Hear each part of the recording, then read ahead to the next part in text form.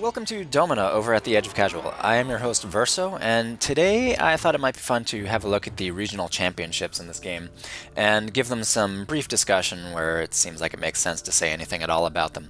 So, for those who don't know, the regional championships are kind of like the boss battles in this game, and all told, there are 8 regional championships in Domina's campaign, with 2 bonus chariot races that are completely optional.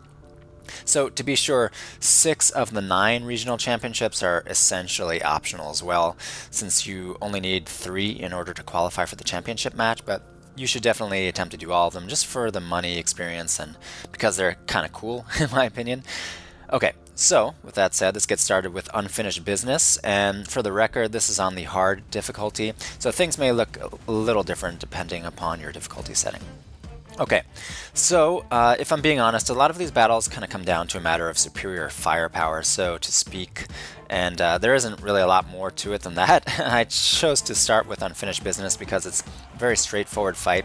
You've got this one kind of beastly looking Mermillo with a Zweihander, and in truth he really isn't that tough. So for one thing, he has a stamina management problem as a result of swinging his giant weapon, and he really doesn't have a high enough skill level to challenge even a moderately talented thraex, and Justin was pretty skilled at this point. So just put your best guy against him and it should be fine.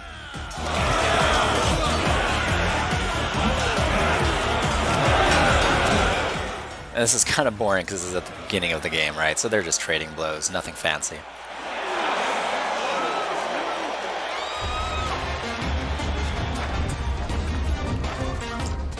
Maybe you want to get grip technique trained there so your shield doesn't get battered away, but honestly, you can beat this guy even without a shield. I've done it. So next up is Fight of the Centurions, and on paper this guy looks like it should be easier than unfinished business, but his net is extremely hard to break, unless of course you're just absolutely slaying the mid-game in Domina and have a completely overpowered gladiator. So even if you've trained net defense, you might still have some issues with him.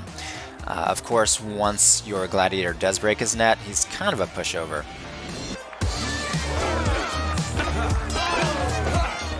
So yeah, no real advice for this guy, just make sure you have net defense trained from the Dottore.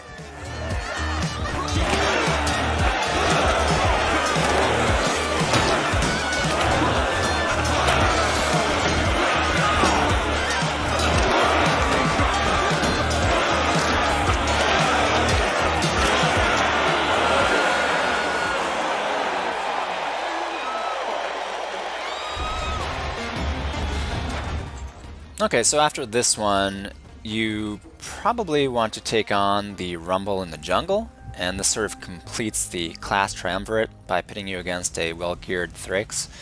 And there's nothing really special about this guy except for his shiny armor, so as long as you're confident you've got a guy who can trade blows with him, no special precautions are really necessary.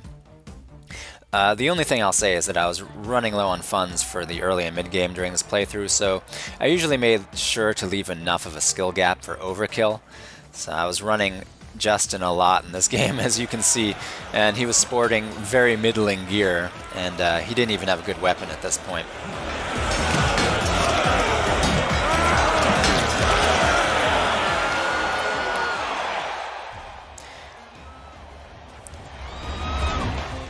And it's up to you where you want to go from here.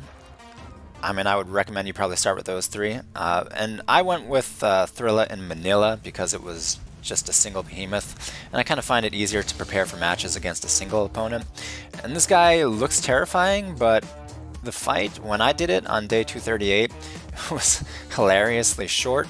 So you just need to make sure that you're not sending anybody in there who will get one-shotted.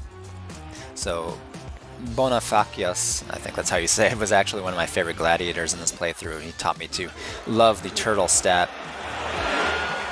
This game does let you use 2 gladiators for this fight on the hard difficulty, but you could probably easily do it with 1, if I'm being honest. So after this fight, I waited a really long time before attempting any of the next regional champions, because it just feels like the challenge level goes way up, with one exception which I'll talk about later.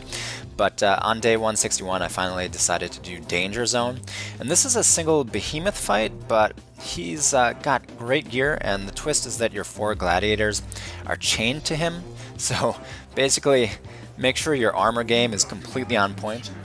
Yeah, you definitely want the Faber at this point in the game in order to make it affordable to kit out your crew in some decent protection gear. I ran a full thraex squad because this boss can easily one-shot your gladiators, and defense seemed like a good offense in this case. Your mileage may vary. So if you've got gladiators capable of handling Danger Zone, you can probably move next to Twin Beasts of Burden. And I found this one to be a pretty fickle battle, actually. There's a lot of unpredictability to it because of the 8 chained lions, and the behemoths themselves, which to me, they seemed a bit tougher than they looked on paper. And for the record, I had trained the Lion Urine skill from the Doctore Emeritus, that makes lions less likely to attack you, but I'm skeptical about how well that works, and regardless, I still felt like this match could come down to a coin flip. You just have to trust your gear and your gladiator's skill at this point. It's not worth skimping on armor.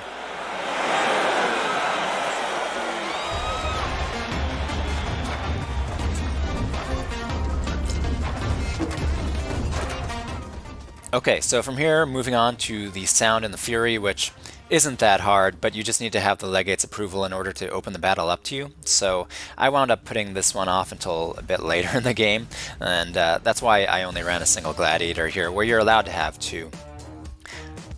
As you would expect, this was a slaughter. I think you're meant to do it way earlier in the game. So you could probably insert this in as your 4th fight if you wanted to. I have no real insight to offer here except what you can see.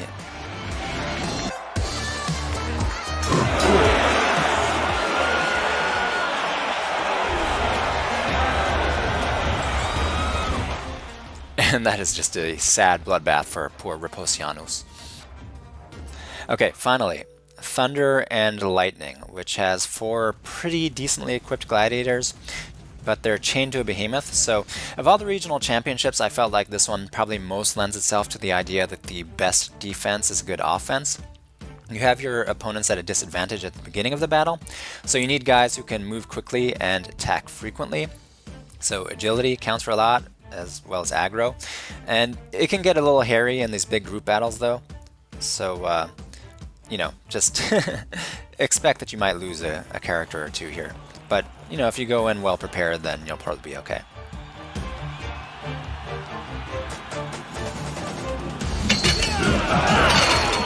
I almost lost my precious Bonifacius there. Anyway, that's that, and as you can see, I didn't approach these battles with a ton of creativity, but it worked out alright.